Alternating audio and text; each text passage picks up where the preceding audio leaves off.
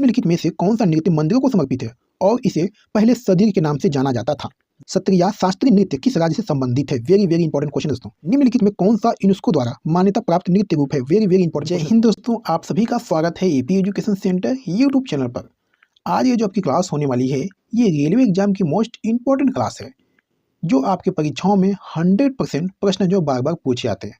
मैं कहूँगा कि अगर आपको 2025 में अंतिम रूप से सिलेक्शन लेना दोस्तों, 2025 में रेलवे में अंतिम रूप से सिलेक्शन लेना है तो पूरा वीडियो ध्यान से देखिएगा। तो मेरे प्यारे साथियों, आज इस वीडियो का टॉपिक है भारतीय लोक नृत्य।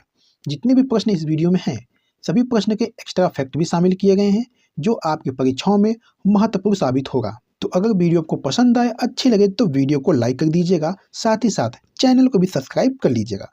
तो चलिए शुरू करते हैं आज के प्रश्नों को। चलिए मेरे प्यारे साथियों, पहला प्रश्न आपकी स्क्रीन पे है। निम्नलिखित में से कौन सा नृत्य मंदिरों को समर्पित है और इसे पहले सदीर के नाम से जाना जाता था? वेरी वेरी इंपॉर्टेंट क्वेश्चन है दोस्तों। आपसे बता दें दोस्तों कि जितने भी प्रश्न इस वीडियो में लिए गए हैं, सभी प्रश्न जो है सेलेक्टेड और इम्पॉर्टेंट है। अगर आपको किसी भी प्रश्न का आंसर पहले से पता है तो अपना स्कोर कमेंट बॉक्स में जरूर बताइएगा, ठीक है। तो चलिए इस प्रश्न का सही आंसर देने का प्रयास करिएगा। निम्नलिखित में कौन सा नृत्य जो है मंदिरों को समर्पित है और इसे पहले सदीर के नाम से जाना जाता था? तो मेरे प्यारे साथियों, मैं कहूँगा कि जो सदीर जो है ये भरतनाट्यम का नाम है। इसकी उत्पत्ति दोस्तों तमिलनाडु में हुई थी। यह एक दोस्तों एकल नृत्य है जो विशेष रूप से महिलाओं द्वारा किया जाता है। यानी पहले प्रश्न का राइट आंसर दोस्तों ऑप्शन ए की तरफ जाएगा। चलिए मेरे प्यारे साथियों, आपको एक्स्ट्रा पॉइंट बता दें।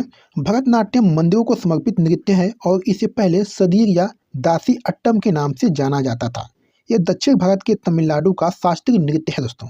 भरतनाट्यम भारत का पहला पारंपरिक नृत्य है जिसे नाट्य कला के रूप में फिर से तैयार किया गया, ठीक है, ये आपको याद रखना है। चलिए मेरे प्यारे साथियों, क्वेश्चन नंबर 2 देखिएगा। निम्नलिखित में से कौन सा नृत्य मैतेई लोगों के वैष्णव मत से जुड़ा हुआ है? वेरी वेरी इंपॉर्टेंट क्वेश्चन है दोस्तों। इस प्रश्न का सही आंसर देने का प्रयास करिएगा। निम्नलिखित में से कौन सा नृत्य है जो मैतेई लोगों के वैष्णव मत से जुड़ा हुआ है? तो मैं कहूँगा दोस्तों ये मणिपुरी नृत्य है। यानी दूसरे प्रश्न का राइट आंसर दोस्तों ऑप्शन डी की तरफ जाएगा। चलिए मेरे प्यारे साथियों, क्वेश्चन नंबर 3 देखिएगा।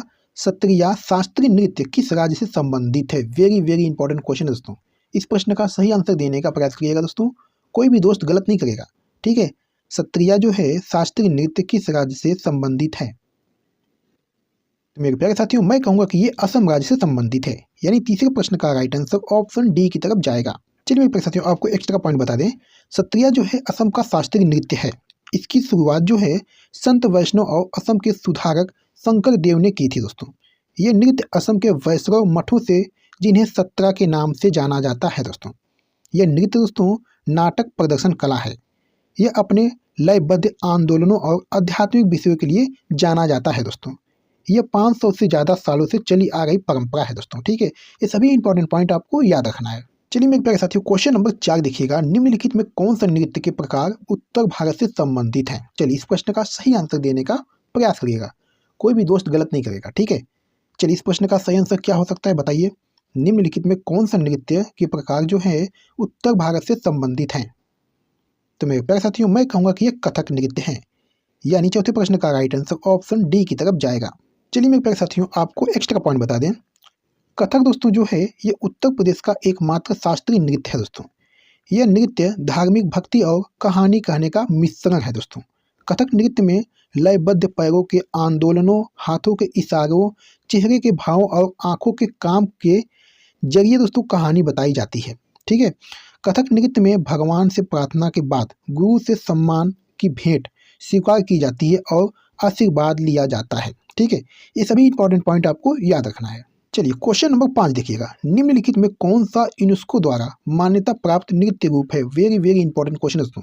ये प्रश्न बहुत ही महत्वपूर्ण है दोस्तों। इस प्रश्न का सही आंसर देने का प्रयास करिएगा। निम्नलिखित में कौन सा यूनेस्को द्वारा मान्यता प्राप्त नृत्य रूप है?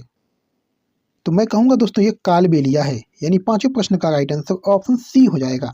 चलिए मेरे प्यारे साथियों, आपको एक्स्ट्रा पॉइंट बता दें। कालबेलिया नृत्य जो है राजस्थान के कालबेलिया समुदाय का पारंपरिक लोक नृत्य है। इसे सफेरा नृत्य के नाम से भी जाना जाता है। यह नृत्य दोस्तों कालबेलिया जनजाति के जीवन शैली को दर्शाता है और इसे उनकी संस्कृति का अहम हिस्सा माना जाता है। साल 2010 में इसे यूनेस्को की अमूर्त सांस्कृतिक विरासत की सूची में शामिल किया गया था दोस्तों।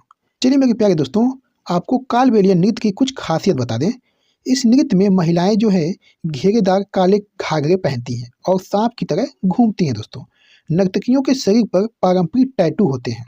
नर्तकियां आभूषण, छोटे शीशे और चांदी के धागे से कढ़ाई वाले कपड़े पहनती हैं। कालबेलिया गीत जो है लोक कथाओं और पौराणिक कथाओं पर आधारित होती हैं दोस्तों। ठीक है, ये सभी इंपॉर्टेंट पॉइंट आपको याद रखना है। क्वेश्चन नंबर 6 देखिएगा, पोनंग और टप्पू किस राज्य के लोकप्रिय नृत्य रूप हैं? बहुत ही महत्वपूर्ण प्रश्न दोस्तों। इस प्रश्न का सही आंसर देने का प्रयास करिएगा दोस्तों। और जो दोस्त अभी तक वीडियो को लाइक नहीं किए हैं, वीडियो को लाइक भी कर दें। ठीक है, चलिए इस प्रश्न का सही आंसर देने का प्रयास करिएगा। पोनंग और टप्पू जो है ये किस राज्य के लोकप्रिय नृत्य रूप हैं? तो मैं कहूँगा दोस्तों ये अरुणाचल प्रदेश के हैं, यानी छठे प्रश्न का राइट आंसर ऑप्शन बी हो जाएगा। चलिए मेरे प्यारे साथियों, आपको एक्स्ट्रा पॉइंट बता दें। पोनुंग और टप्पू जो है ये अरुणाचल प्रदेश के लोकप्रिय नृत्य रूप हैं। आपको पोनुंग के बारे में बता दें तो दोस्तों ये फसल काटने से पहले आयोजित होने वाले त्योहार पर किया जाने वाला नृत्य है दोस्तों। यह आदिवासी समुदाय का नृत्य है और ऐसा माना जाता है कि इससे समुदाय में अच्छी फसल और समृद्धि आती है। चलिए आपको टप्पू के बारे में बता दें। यह दोस्तों युद्ध नृत्य है जिसे अरण के त्योहार पर केवल पुरुष करते हैं। यह नृत्य गांवों से बुरी आत्माओं को दूर भगाने के लिए किया जाता है दोस्तों। ये 7 मार्च को झूम खेती के मौसम की शुरुआत के लिए मनाया जाता है। ठीक है दोस्तों, ये सभी इंपॉर्टेंट पॉइंट आपको याद रखना है। चलिए मेरे प्यारे साथियों, क्वेश्चन नंबर 7 देखिएगा। निम्नलिखित में कौन सा नृत्य रूप है जिसकी उत्पत्ति असम में हुई थी? बहुत ही महत्वपूर्ण प्रश्न है दोस्तों। इस प्रश्न का जिक्र दोस्तों हम पिछले प्रश्न में कर चुके हैं। चलिए इस प्रश्न का सही आंसर दीजिएगा। निम्नलिखित में कौन सा नृत्य रूप है जिसकी उत्पत्ति असम में हुई थी? तो दोस्तों ये सत्रिया नृत्य है। ठीक है, यानी 7वें प्रश्न का राइट आंसर ऑप्शन ए की तरफ जाएगा। चलिए मेरे प्यारे साथियों, आपको एक्स्ट्रा पॉइंट बता दें। सत्रिया जो है असम में उत्पन्न हुआ एक नृत्य रूप है। यह असम का शास्त्रीय नृत्य है और इसे महापुरुष शंकर देव ने शुरू किया था। सत्रिया नृत्य असम के कृष्ण केंद्रित वैष्णव मठों में उत्पन्न हुआ था। चलिए मेरे प्यारे साथियों, आपको सत्रिया नृत्य के बारे में कुछ और बातें बता दें। सत्रिया शब्द जो है दोस्तों ये सत्ता शब्द से बना है। महापुरुष शंकर देव का जन्म जो है साल 1449 में असम के नागांव में हुआ था। शंकर देव ने असम में भक्ति आंदोलन को प्रेरित किया था। उन्हें आधुनिक असमिया जाति का जनक माना जाता है दोस्तों। असम राज्य के दोस्तों कुछ और नृत्य हैं, जैसे दोस्तों बिहू नृत्य, बागुरुम्बा, भोग नृत्य, ओजापली नृत्य, झूमर नृत्य और देवधनी नृत्य। ये सभी महत्वपूर्ण पॉइंट आपको याद रखना है। चलिए मेरे प्यारे साथियों, क्वेश्चन नंबर 8 देखिएगा। निम्नलिखित में किस नृत्य में महिलाओं द्वारा सिर पर जले हुए दियों के साथ प्रदर्शन किया जाता है? चलिए इस प्रश्न का सही आंसर दीजिएगा। कोई भी दोस्त गलत नहीं करेगा। ठीक है, निम्नलिखित में किस नृत्य में महिलाओं द्वारा सिर पर जले हुए दियों के साथ प्रदर्शन किया जाता है? तो मेरे प्यारे साथियों ये चारी नृत्य में किया जाता है, यानी 8वें प्रश्न का राइट आंसर दोस्तों ऑप्शन डी की तरफ जाएगा। चलिए मेरे प्यारे साथियों, आपको एक्स्ट्रा पॉइंट बता दें। चरकुला और चरी नृत्य जो है दोनों में महिलाएं जो है अपने सिर पर जलते दीपों के साथ नृत्य करती हैं। चलिए चरकुला के बारे में बता दें आपको। यह नृत्य ब्रज क्षेत्र की कला है और होली के तीसरे दिन किया जाता है दोस्तों। इसमें महिलाएं अपने सिर पर जलते दीपकों का स्तंभ संतुलित करती हैं। और चरी नृत्य के बारे में बता दें आपको दोस्तों, यह राजस्थान का लोकप्रिय नृत्य है। इसमें महिलाएं अपने सिर पर पीतल का बर्तन रखती हैं और उसमें जलता हुआ दीपक रखा जाता है। यह नृत्य अच्छाई का प्रतीक है और इसे स्वागत नृत्य के रूप में भी जाना जाता है दोस्तों। ठीक है, ये सभी इंपॉर्टेंट पॉइंट आपको याद रखना है। चलिए क्वेश्चन नंबर 9 देखिएगा। चेराव नृत्य किस राज्य का पारंपरिक नृत्य है? चलिए इस प्रश्न का सही आंसर दीजिएगा। चेराव नृत्य किस राज्य का पारंपरिक नृत्य है? तो मैं कहूँगा दोस्तों ये मिजोरम राज्य का पारंपरिक नृत्य है, यानी 9वें प्रश्न का राइट आंसर दोस्तों ऑप्शन बी की तरफ जाएगा। चेराव नृत्य जो है दोस्तों ये मिजोरम राज्य का पारंपरिक लोक नृत्य है। चलिए एक्स्ट्रा पॉइंट की बात करें तो चेराव नृत्य भारत के मिजोरम राज्य का पारंपरिक नृत्य है। इसे बांस नृत्य भी कहा जाता है दोस्तों। यह मिजोरम के सबसे पुराने नृत्यों में से एक है।